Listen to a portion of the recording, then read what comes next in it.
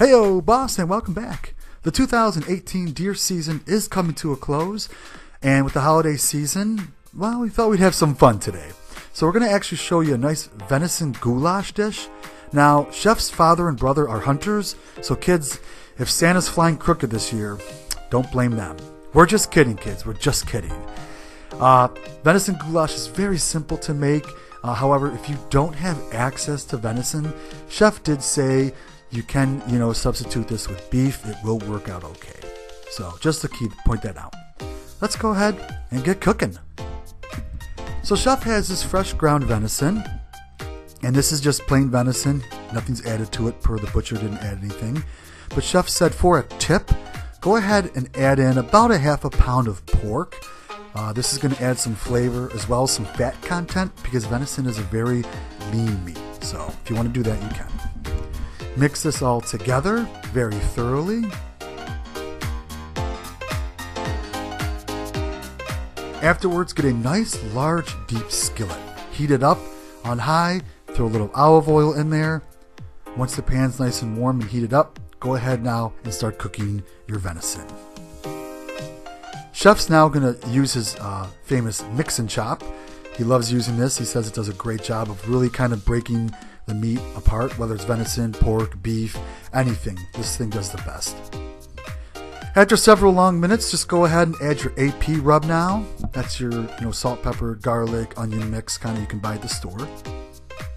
Once it's fully cooked, go ahead and add your little melody of chopped onions, carrots, as well as celery. And you can probably buy this at the store as well, all packaged and cut, Chef said. Saves on time. Don't forget, all the directions will be on our blog, and the ingredients will be listed down below. So check out both those areas. Okay, everything's been cooking for a while now, so go ahead and add your minced garlic. Next up, you're going to add some fresh salt here and some freshly ground pepper. We're going to add our water. And the pot will start to fill up, but it will cook down. And next, of course, we're going to add some red sauce, some tomato sauce, and mix this in thoroughly. After every step, just keep mixing. We're going to add our diced tomatoes, and you can actually buy these with seasoning in them.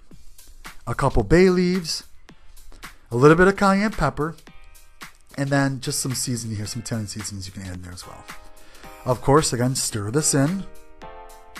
And now what Chef's going to do is he's going to bring it up to a boil, and then he's going to let this kind of cook and simmer for about 20 minutes. So just watch it. And after about 20 minutes, go ahead and add your macaroni, which will then absorb a lot of that water. Stir the macaroni around. And then you're going to cover your lid, cook on around medium, low. Just be careful. And now it's going to simmer for about 25 minutes. So Chef's going to go ahead and put the lid on this. He's going to drop it to about medium-low and watch it for 25 minutes. Every 5 minutes, check it. This will really cook it down. It's been about 10 or 15 minutes. And Chef's just going to go ahead and give it a stir. And now you can see it's thickening up.